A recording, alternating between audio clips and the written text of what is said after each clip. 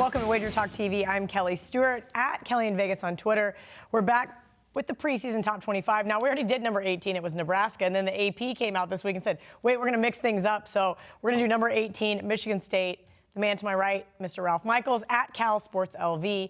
Marco D'Angelo, at Marco in Vegas. All right, guys, Sparty. Okay, so we had Kenny White in the studio earlier. He's going over his power rankings, and he said Sparty is his bet-on team. He said he bet him over their season win total of 7.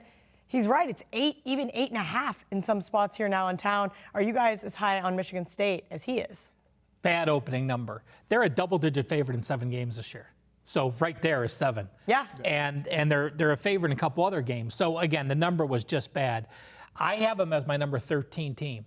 Okay. In my power ratings. Wow. The problem is you're the 3rd team in the division. You're playing against Ohio State and Michigan. So, you know, you look at that and you say, well, 17 returning starters, they're going to be improved off the 7-6 season. And that 7-6 season was so close to being successful.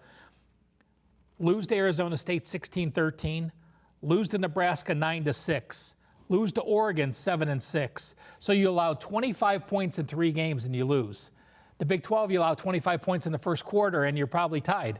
So, not picking on your Big 12, Cal, but no, they don't like to play defense. I mean, versus the Big 10. allowing 25 points in 3 games and losing all 3 games. Yeah. That's unheard of. I mean, so the question is this. You're a double-digit favorite in 7 games. You're going to lose to Ohio State and Michigan because you play them both on the road. I don't know. Harbaugh can't seem to get that Michigan State little brother, big brother thing. He better get it this year. Yeah, if he loses to either one of those this year, he's probably gone. So, yeah, that Northwestern at Wisconsin and home against Penn State's what's you're going to make your difference. And to me, I mean, they just have to do something with the offense.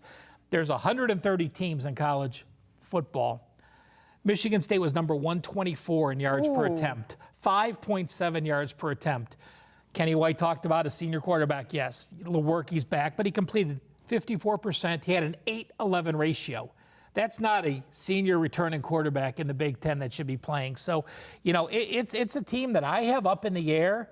It's going to happen if their offense becomes more exciting, or at least they stretch the field. So maybe a team we just want to kind of feel out and see. Well, they have a new OC. That's the good news in Brad Salem. The bad news is he was the quarterback coach here the last 4 years. So how much is he going to change? I don't know about that. I think you kind of just hit the nail on the head, though. Am I really wanting to lay double digits with an offensively inept team? Oh, you can't. Now, unless they prove they open up the offense. Completely agree with that thought. Okay. And Ralph, I mean, I don't want to say you covered it all, but you did. I mean, this is a team. The good news as far as the offense goes, you got 9 starters back on that offense. The problem is, as you said, that offense was horrible. They managed 14 points or less in 6 of their 13 games last year.